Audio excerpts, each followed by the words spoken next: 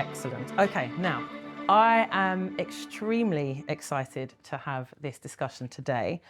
Upon my reading of our guest book, and I've been told that this has been thumbnailed to the nth degree, it's because I've been reading it and sharing it with everyone who would care to listen.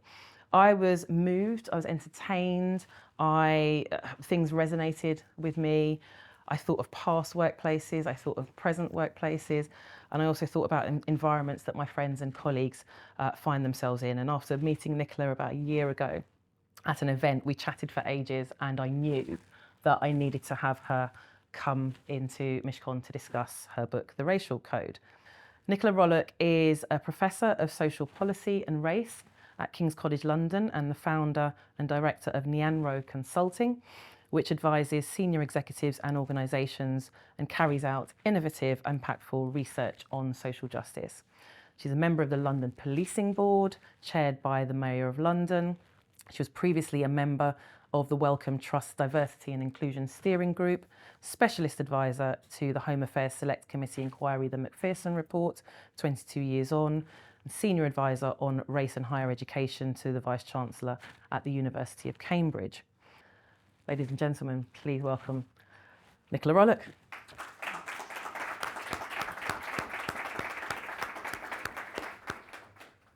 So why is it that we find ourselves still talking about these issues around racial justice when we have so many well-meaning people and so many committed people? How is it that we find ourselves with the level of disparities that we have within the workplace? So my background, my first degree was in psychology, and I went on from there and did a PhD. And the PhD looked at Black students and academic success.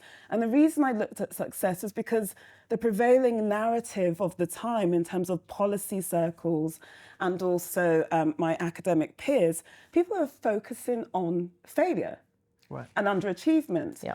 And I thought, well, if we all look at exactly the same thing and ask the same questions about the same subject, are we perhaps missing something? So is there something to be learned by looking at the other side of the equation? But it's also the case that I didn't conceive of myself as someone who was Black and failing academically. And people in my network also didn't fit that bill. So I wanted really to shake up the prevailing norm of Black people as underachievers in the educational space. So, and I would say that that thread has followed me in terms of my curiosity, as a very curious person, throughout my career. And for me, in the UK, the narrative is there's nothing to see here, there's no problem, it's not as bad as you imagine that it is. And I think certainly if the leader of the Conservative Party ends up to be someone in particular, we will see a continued downplaying of race. And I would also say that it's perhaps more insidious than that, and that to name one's experience, particularly in the context of anti-Blackness, is positioned as somehow failing. You're not permitted to talk about the challenges that you face in the context of racism. And I find that deeply problematic. So we are very quick to dismiss. Whenever I stand up and talk about my work, there will generally be a white colleague, often male, not always male, who will say, but isn't this really about social class? And it happens so often that I've started to pay attention to it. So rather than simply answering the question in that moment, it's thinking, what work is being done at that moment? Given that I've heard it on so many different occasions, what assumptions is that white person making in this context and about me as an academic, fellow academic, what's going on? And there are various things I think are going on. One of them is you think that I haven't thought about that myself, and I'm an academic. Why would I not have thought about that? And there's also, at the same time, the presumption of a superior intellect. But as in academics, we want to frame this as we're having a rigorous debate. But there's a way of shutting down conversation. So you haven't thought about it, but I'm going to save you. Which is played out in your book, which is very much Miles and Digbert's relationship. Exactly. And what I'm wanting to do in the book is to capture these subtle forms of racial exclusion that happen all around us. And they happen, if you will, within polite society, amongst them with white people who would otherwise position themselves as well-meaning, as reasonable, as, I know we'll go on to talk about this, as, well, my partner's black, or my grandchild is mixed race, so, I couldn't possibly be racist. So there is this really bizarre set of rules around racism and what's seen as racism that generally we are not the owners of. And so what I've tried to do is map through this idea of a code, which is really my non-academic way of saying a theory or a framework, what is going on? What are the patterns in our behaviour? What are the patterns in our ways of thinking? The ways that organisations behave when you raise issues around racial justice that actually have the purpose of keeping us stuck. So if you like, rather than just focusing on that one white man, white colleague, the academic, who always says, what about social class? Is I've looked and said, I've been to a number of conferences and that always happens. Why? And it's the why. It's the why. What's going on? What purpose does this serve? And that's what I'm trying to do through the lens of this code. So in the book, and as part of the racial code, you talk about surviving Babylon, which I thought was hilarious. Because I think, in my reading of this, is that Babylon in this context could be any workplace in the UK. It could be any environment in the UK that you find yourself in. And you came up with, is it 52? I didn't count them. No, I was hang so on, I'm engrossed wrong, in I'm making the wrong. list. No, 24, sorry. Yeah. 24 things to keep in mind on how to survive Babylon. So I don't know if you want to set the scene in terms of what Babylon is, as far as you're concerned, but I want to read out a couple of rules as to how to survive. Just before you Go do on. that, Kizzy, could I just say, in terms of colleagues understanding a little bit more about the book and the way it's designed in terms of narrative non-fiction and these different characters that pop up at different times, the types of themes I explore are surviving in the workplace. So Kizzy's going to read some of the examples from that chapter. As a person of colour. Another chapter looks, as the extract I read earlier, at social class and race. Another one is about black mothers raising black boys and the relationship with the police. So there are different themes that I touch on, executive search firms also get a look in, that I touch on and explore the relationship with race and racism. But it's generally more of an approach to what everyday racism looks like, the subtleties around it. Subtle forms of racism, because I think we are relatively aware of what overt forms of racism look like. So we might understand as a society calling someone the N-word is wrong. But I would say we're less good, and the language I use with clients is we're less mature in terms of our understanding of more subtle forms of racism, the assumptions, the beliefs, the difference in treatment. And what I would say that often happens with white colleagues is white colleagues imagine racism to be absent because it's not named explicitly. But racism can be present because of the stereotypes, the beliefs, and the ways that we treat people differently because of their racialised identity. And a common one for black women in the workplace is our hair. I've spoken about this several times. People are bored about me speaking about hair issues. So over it. But and I want to come back to that. I want to come back to the issue around language and how certain situations might be perceived by us as a community versus the white community, what that looks like external to our lived experience. I want to come back to the importance of language, but I just want to share with the people in the room and the people online some of the rules to surviving Babylon.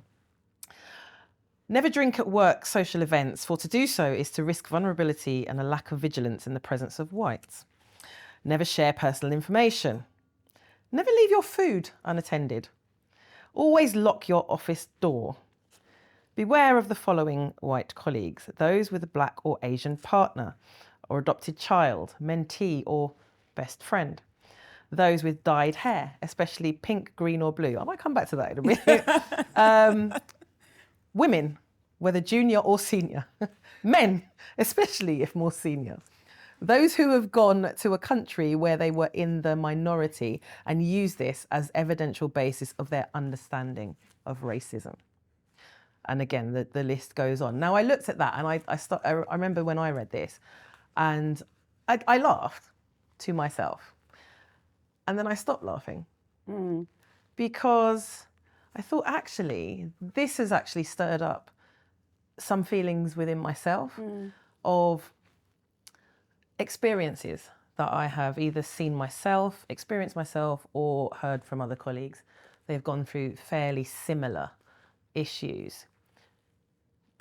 Was the point of having a kind of list, strategy, manifesto, whatever you want to call it, the way in which we feel the Black community can cope within these very entrenched environments?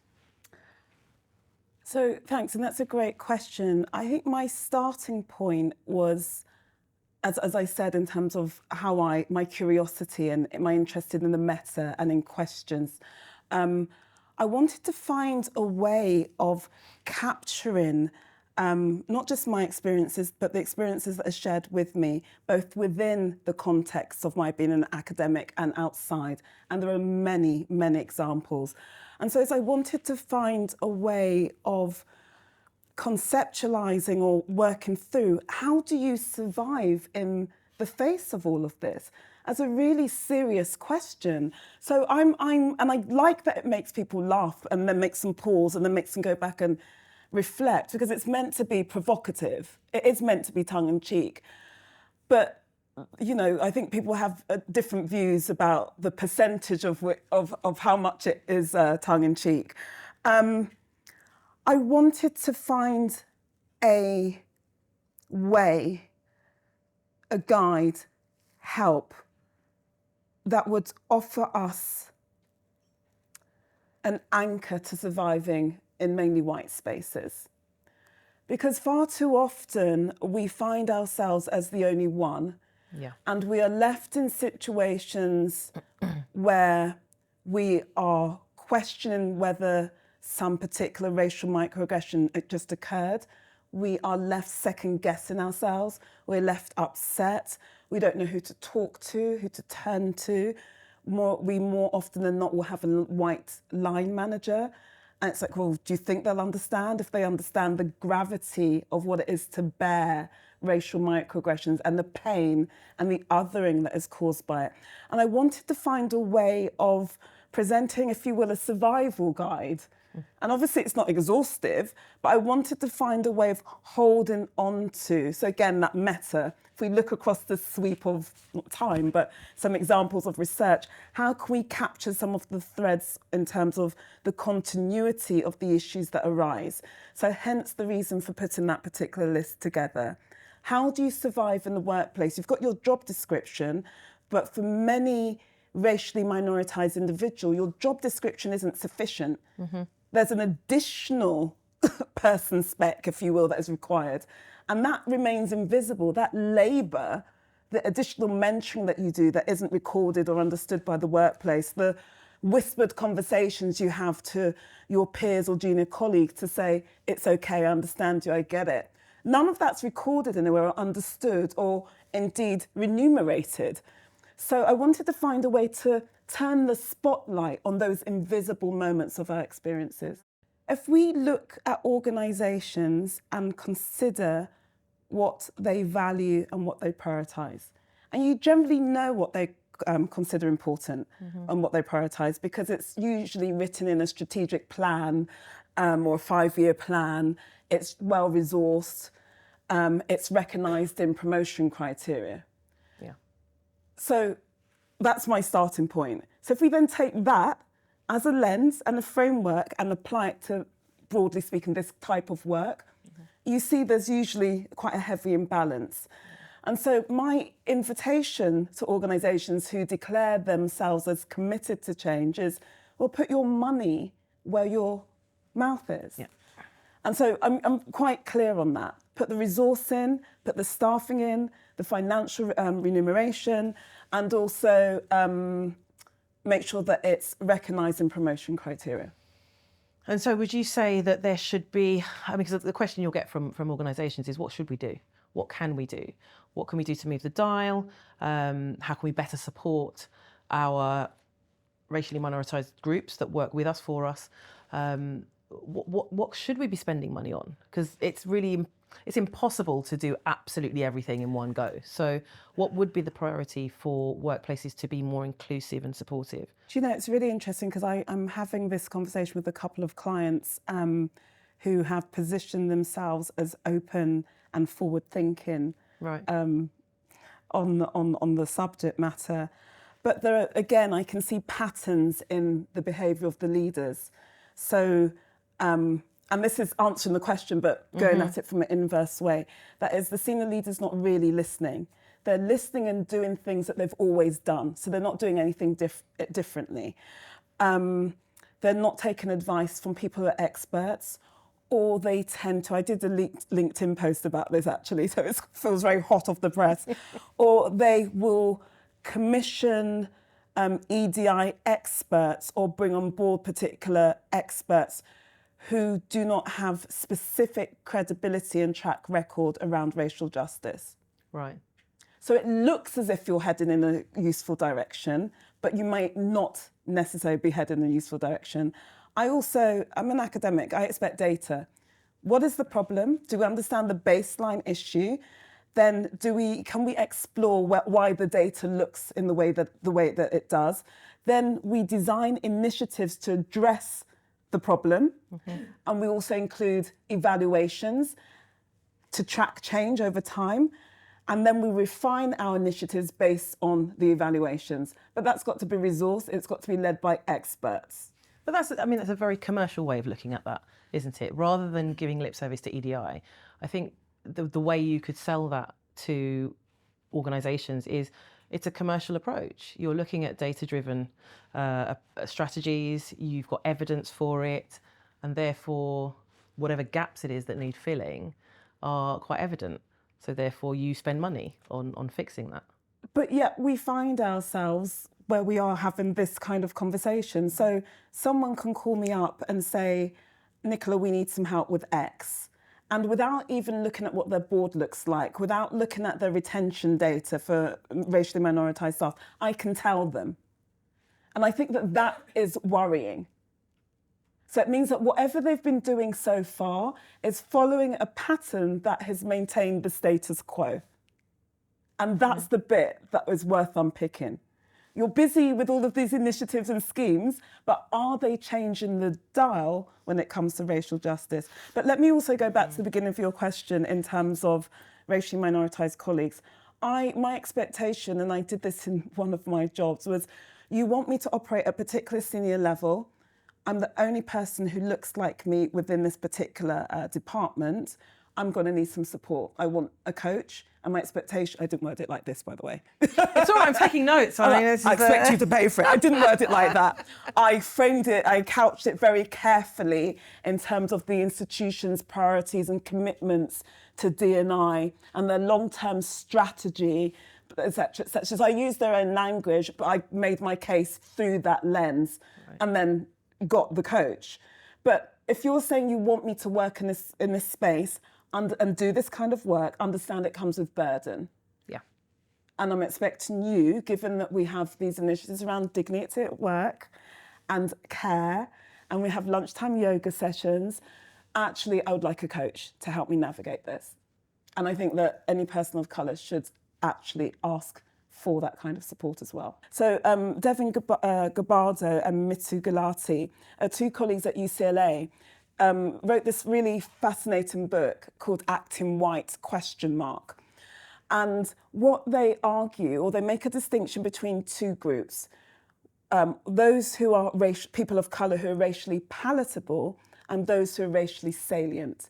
So those in the former group who are seen as palatable work to downplay or are seen to downplay their racialised identity. Okay, they don't necessarily talk about racism. They say racism isn't important.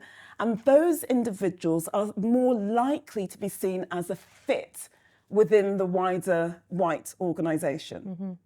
So those, and I guess I would sit in this box, who are categorised as racially salient, either in terms of what we might wear, hair, the kinds of things that I might talk about, or we might talk about, are less likely, are described as racially salient and less likely to be seen as a fit within the culture and the norms of the organisation. And again, one of the reasons I wrote this book is because we don't really unpick what organisational culture is, but it's evident, and that's also evident in the rest of that list, in the kinds of behaviours, actions, activities that the organisation engages with without question. Whether it's going, so one of the things that academics, not me, but one of the things that's quite normal is to go to the pub at the end of the day. Mm-hmm. And I don't like pubs, which I know is like kind of, are you British kind of question. I don't like pubs. I didn't grow up in pubs. Alcohol's just not a feature of my world. But there's something about that being presented as a norm that serves to include and exclude certain people. And so one of my rules is, if you have to go to one of those things, go, but for 30 minutes and then leave. That's one of my rules. Yeah. But I think that we don't unpick what culture is and how culture can be problematic for some and completely comfortable and neutral, in quotes, for others. Those books are always there. The YouTube videos, the articles, they're always there. They don't exist at moments of a racist murder. They don't exist just for Black History Month. These issues are always there. But white people have the ability to dip in and check out as they want. We don't have that luxury. But that's a difference for us because it's a lived experience. But my call, if you will, for white people who describe themselves as committed to these issues is to be engaged in an ongoing process of learning.